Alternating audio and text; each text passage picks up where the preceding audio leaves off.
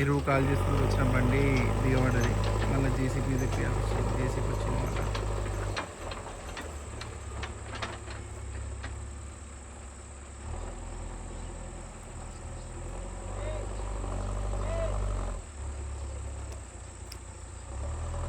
చూసుకోండి జేసీబీ వచ్చింది.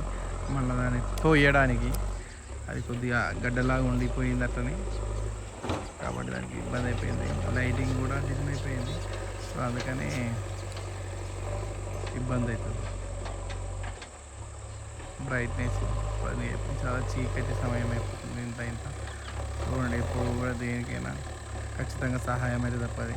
ఒకప్పుడు మనం ఎడ్లతోని బయట బండ్లలో తీసుకొచ్చి కొట్టుకున్న దానికంటే ఇది ఇప్పుడు ఇక అంత టెక్నాలజీ మారిపోయింది.